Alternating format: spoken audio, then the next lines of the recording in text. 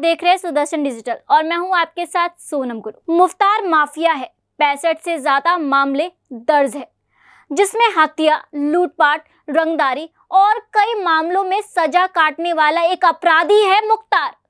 मुख्तार की हनक और सनक से पूर्वांचल वाकिफ है, लेकिन मुख्तार के जाने के बाद उसकी पहचान की नई नई व्याख्या करी जा रही है। कोई कह रहा है कि गरीबों का मसीहा चला गया, तो कोई कह रहा है कि मुख्तार रॉबिन हुड थे गरीबों के, इसलिए तो लाखों लोग उनके जनाजों में पहुंचे थे। ऐसे ही एक मुख्तार भक्त विधायक है सापा के, नाम है महेंद्र नाथ यादव।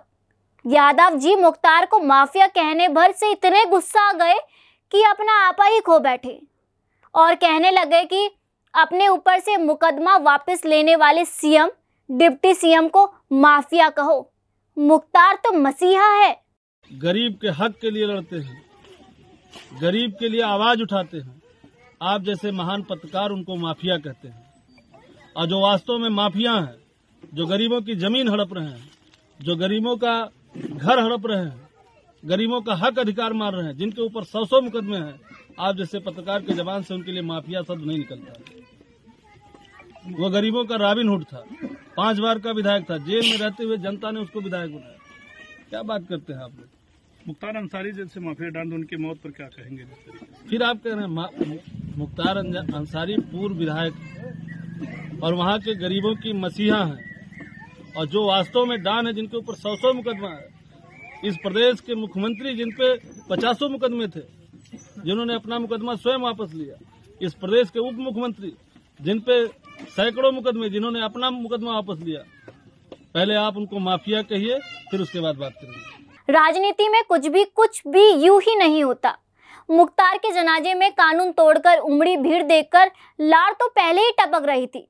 मौसम चुनाव का है और सपाइयों बसपाइयों का प्रेम और घनिष्ठता मुख्तार से कैसी थी और क्यों थी, सब जानते हैं। लिहाजा सवाल वोट का हो तो कुछ भी कहने और कहने से परहेज जैसा, और परहेज कैसा भी हो के लिए तमाम इन गरीब दुखियारे मजलूम लोगों के लिए, जिनके लिए वो एक बड़े सहारा थे, उनके साथ शामिल होने आए हैं और उनकी मिट्टी में हम लोग शामिल होने आए। इसको लेकर देखिए कुछ राजनीति भी जो हुई, देखिए आज की तारीख में जो लोग भी इसमें राजनीति की बात कर रहे हैं, इससे घटिया ओछी बात कोई नहीं हो सकती। राजनीति का सवाल नहीं है, एक गरीबों का एक मसीहा इस गली से आज जा रहा है। राजनीतिक मजबूरियों में अक्सर सब कुछ धुंधला हो जाता है। माफिया मुख्तार की गोलियों से छलनी हुए अवधेश राय के भाई और कांग्रेस के यूपी अध्यक्ष अजय राय की खामोशी भी शायद यही बयां कर रही है। निश्चित तौर से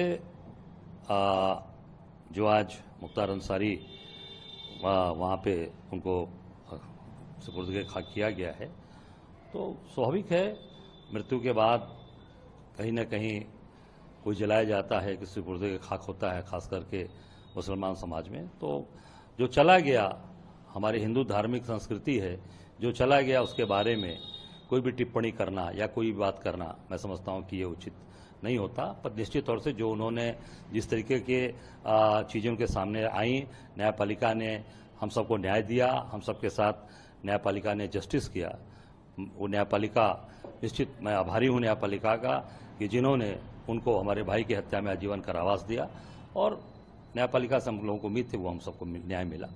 इसे सियासी दलों की मजबूरी कहे या हथकंडा कि आज भी राजनीति में बहुबालियों और माफियों का दखल जारी है, लेकिन लोकतांत्रिक व्यवस्था में अपराधियों का महिमा मंडन राजनीति पतन का गंभीर संकट बना हुआ है। The state is being run by rule by gun, not by rule of law, and this is the second instance wherein a person has died in judicial custody.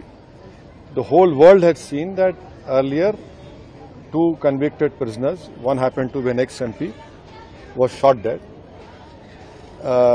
Mr. Ansari was an ex-MLA, and he was in judicial custody. And when this family has filed a case in Supreme Court, stating to the Honorable Supreme Court that there is an apprehension by the family that he will be killed inside the prison. Now he dies, and the family say that slow poison was given. And the surprising and shocking thing is that he was not taken to a specialist hospital. He was taken to hospital where no proper medical attention was given to him. And the most surprising thing, shocking thing is that within a short span of time he was sent back to the prison. So definitely what the family is demanding, I hope that the Uttar Pradesh government, in the interest of justice, in the interest of rule of law, will have an impartial inquiry, and the whole world should know what has happened. This is not how people just go away, just die in judicial custody.